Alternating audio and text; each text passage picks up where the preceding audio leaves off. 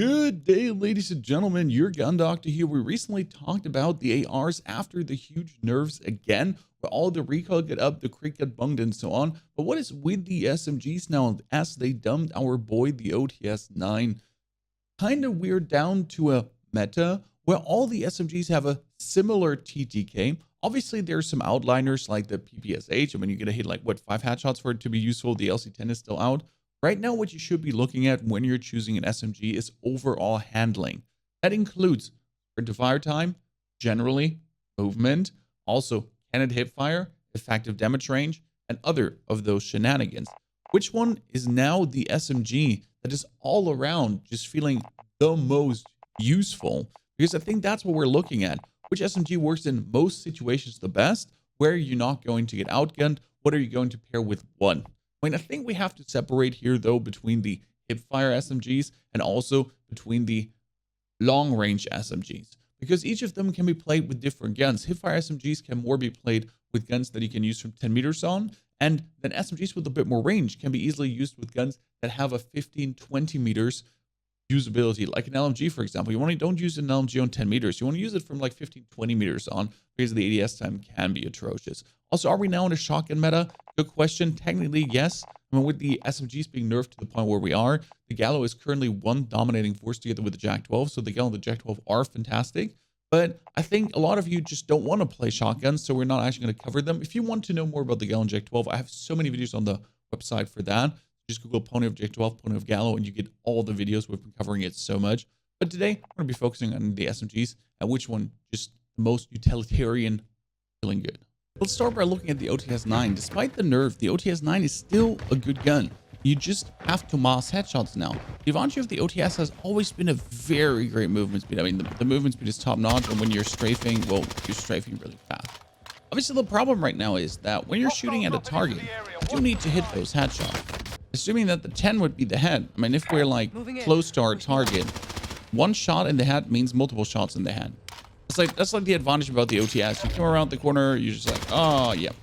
I mean, the gun is still absolutely easy to control. There's no question about that. So it might be that you now need more headshots to actually get a great time to kill. But achieving these more headshots is not really the problem. It's kind of like down to the way the Bullfrog is. The Bullfrog also like really dominates when it hits multiple headshots. The difference is obviously that the Bullfrog has a slower fire rate. And when we're going now for 10 meters, that's kind of like the maximum effective damage range you want to use this gun at. Yeah, I can still hit them, obviously.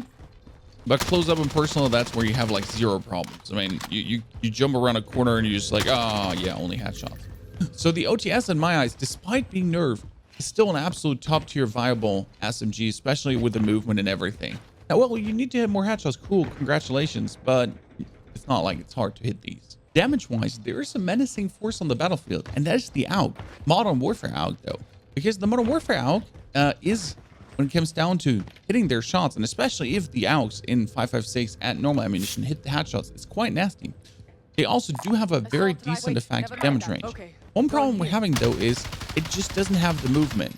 Like, it doesn't have the movement that the OTS has. It's good. It doesn't have, like, some strafe super boost, as you can see. Like, so when you start to strafe, there's just nothing happening. That's what Modern Warfare guns have on. That's what Cold War guns obviously have on top.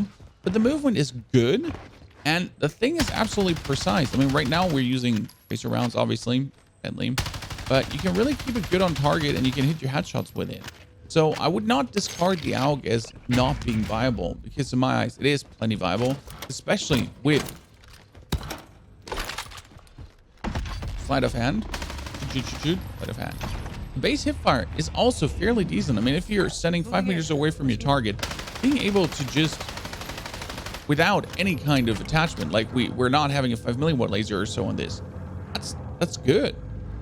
Comparing this to the OTS now, moving here. same 5 meters. You're good off to go. I mean, the OTS has a way wider spread, especially if there's headshots. The AUG is really close up, and technically, let's say you could play the AUG inside, because I can't play the AUG inside. I don't like it. You can put on a 5 milliwatt laser, get more sprint to fire, and cut this down by over 50%. Yeah, hip fire monster, not the maniac movement speed monster. Damage-wise, great. Don't worry, we'll show you the loadouts at the end of talking about how the guns work. And there's, again, a lot of people lose out of their eyes, and it's actually the Mp7. I mean, again, the Mp7, even when shooting, doesn't have the insane sprint to fire, strafe, monster madness that the Cold War guns have. That's what Cold War guns just have up. But you do notice how fast you're actually moving around with this. And if you cut down the 60 to a 50 round mag, you do get even more movement speed, and it's really worth it. But the really cool thing about the Mp7 is, if you're standing 10 meters away from somewhere and you're hip firing, your hip fire is, look at that, that's 10 meters away. That's the cluster of me controlling the Aug, or that's the cluster of me controlling the OTS. That's 10 meters away hip fire Mp7. I see this is 5 meters away out with a single attachment. And this is 10 meters away Mp7. So now we're it's so funny if you're then just talking about 5 meters, right? I mean, the gun literally, like, you can actually aim for headshots with it. Look at that.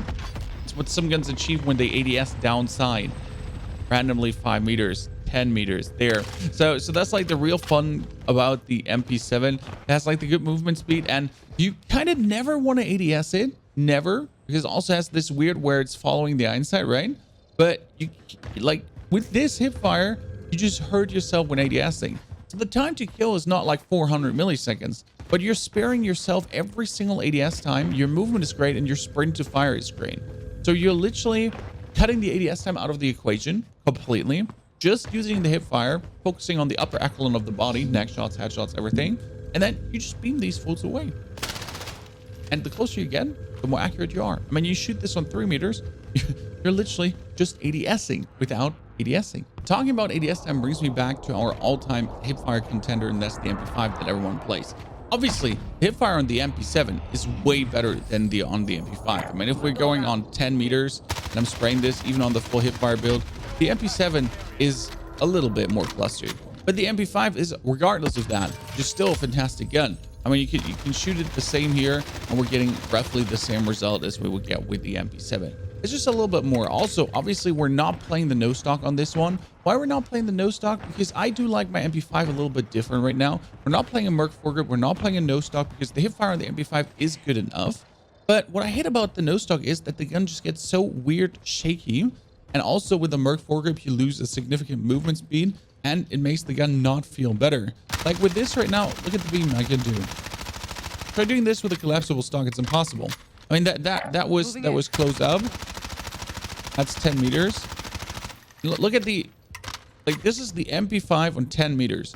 Even if you would have to shoot it on 15 meters or 14 meters, because I'm running against the block, like, you can hold it really nicely down, and that is thanks to the commander foregrip and not playing the collapsible stock. So you have a very good hipfire, very good movement, and opposed or compared to the Cold War Mp5, you do have sleight of hand, which just lets you reload way faster. The Mp5 is just a utility madness. Again, you jump around the corners, you avoid any kind of ADS time too. But the good thing with the Mp5 in comparison to the Mp7, in my eyes, is that if I would jump around the corner, I would then just ADS down because I have this absolute precise ADS. Why did I not talk about the Bullfrog in this and compare it to the others? Because you know my opinion about the Bullfrog. If you've been here for 1 or 2 days, you know that the Bullfrog for me is the top tier viable SMG. Simple speaking, because the gun just has no recoil. For the other guns, I have to a little bit work on it. I have to work with it. Yes, the OTS is also simple to control, but the Bullfrog is just, with the fire rate and everything, just fits so nicely together. With the OTS, it's mostly 1 mag per person, even though it has such a good shots to kill, but you just vomit the bullets out. Whereas the Bullfrog, I have 1 magazine for 2 or sometimes even 3 people. It feels just so crazy. Especially, you stack the headshots to 3, your time to kill just plummets to Narnia, and you just send Jimmy's back to the lobby with a very good movement speed and base 50 round mag already straight up. So the Bullfrog is, for me, the absolute top tier utility, viability, movement, everything together, no recoil SMG, but the others are just feeling with it, and there it comes down to really your personal preference now. I'll probably say that for a controller player, the OTS is better than for the Bullfrog. I'm talking console controller, PC controller, because the gun is just really nice, especially if you do hit your shots. And the OTS has a great neck shot multiplier. So even as a controller player, if you're aiming for the body, if you're hitting neck shots in this area, not the headshots, you're still getting headshots because headshot multiplier, 100% headshot. So easy peasy lemon squeezy. With the Cruise Suppressor Task Force Tiger Team Spotlight, 40 round PV fast, very important. The ADS time penalty doesn't matter. The reload does matter. And I play with a Spasm stock. You could go for bonus movement on the Cruiser Grip, but you're not really going to hip fire it because you need the headshots. So if you don't hip fire it because you need the headshots, you always ADS, then I would go for the Spasm stock for just zooming, moving, clapping harder with it. There's also the Aug we talked about. Monolithic here for a little bit of effective damage range. Commando foregrip to keep it from shaking. 32 round mags because the center mag not big enough. Sleight of hand because 32 round mag feels shitty. And then the GI mini reflex because it can't play Einside. But obviously, if you can play it Einside, put the 5 milliwatt laser on and you get this super crazy hipfire on the gun too that you could then technically substitute ADSing for. But on top of that, getting the crazy hipfire, you want to still hit those headshots. So you're kind of like down to, I prefer the GI mini reflex to hit my precise headshots and still have a decent hipfire off the rib straight away. Then relying on the hipfire to then with my Einside kind of try to hit a headshot and see something, which ain't perfect on the Aug. The Mp5 I'm playing currently, as I said, looks a bit different. Monolithic Integral Sub, still 5 milliwatt, 45 round mag because 10 round mag is not worth it anymore. Sleight of hand for the super quick reload, Rebirth Island, Trios Quads. And then the Commando foregrip over the stock. The stock does give us good movement, but we already have good movement with the gun. The stock also makes the gun really wibbly, super wobbly. And I like the Mp5 because you can shoot with the Mp5 easily on up to 20 meters. It just beams. And it still does okay damage. Because often when I play the Mp5, I catch myself that I just do shots that I would not do with any other SMG but the Bullfrog. And that's where the Mp5 just really shines if I play with the Commando foregrip. Give it a try. If you don't trust me, turn on Plunder, keep it on a bit longer ranges, see how it feels. Yes, I know the damage goes down, but it's still great. Also, people wanted me to talk about the PPSH, but the problem with the PPSH is no headshot multiplier that really makes sense. You need to hit like 6 headshots, 5-6 headshots or so for this gun to really be useful. Else, you always have a 597 milliseconds TDK. So you're down to that TDK. You can't plummet it. You can't pull a super play. You can't moss headshots to really plummet it. You're stuck with that TDK. And if you miss a single bullet, you have the TDK of a PKM close quarter combat. No. But then looking at the Mp7, monolithic, strike, milliwatt, no stock, and 60 round mag. Why the strike here? This is actually really funny because the strike increases the effective damage range of the bullet velocity. Now you would say, why would we do that on a hipfire gun? But you've seen that the gun on up to 15 meters can just be used hipfire style because it's an absolute beamer. And worst case scenario, you can ADS it. So with the monolithic and the strike, you actually push the hipfire even closer to. With the monolithic and the strike, you do enhance the effective damage range of the Mp7 to be able to do longer range beams too, while being still pinpoint precision accurate because the gun has no recoil. You can swap the 60 round mag to the 50 round mag with the 5 milliwatt laser mini beams. Yes, we could put the strike off and we could put a Merc foregrip on. If you really do feel like it, then that's fine. But your hipfire is already tiny enough with these two attachments, so you kind of don't need it. And the strike barrel does not ruin hipfire. It doesn't do anything to hipfire, just range and bullet velocity bonus. Boom, chakalaka. Ladies and gentlemen, who's your contender for the SMG meta right now, or are you playing shotgun meta? As I said, Gallo and Jag 12 are absolute dominant forces right now. And some would say if you're using an SMG in a 5-meter range, you might as well use a Gallo or a Jag 12, which is completely correct, but that kind of discards the movement speed that you obviously get with these guns. Yes, the Gallo has movement speed too, but often the movement speed with shotgun can feel kind of jerky, whereas the movement speed with SMGs feels smooth. And a lot of people prefer this smooth movement speed, and a lot of you play automatic tactical sprint and don't know how to use shotguns. Check the movement guide out, by the way, Pony of Movement Guide. That tells you how to actually do that efficiently. Because even with automatic tactical sprint, you just hold the left mouse button down, and it breaks it. Easy peasy lemon squeezy. But tell me, what are your SMGs? What is your top contender? How are you feeling? Yes, I did mention the Milano and some others, but I was trying to focus on the guns that have a good TTK and that feel very nice with that good TTK right now. There are others that you can still play if you actually like them, but obviously they have some TTK issues. I mean, the Milano used to be an absolute beam. It's no recoil. It can still be played as sniper support, but you do notice where it definitely get weaker.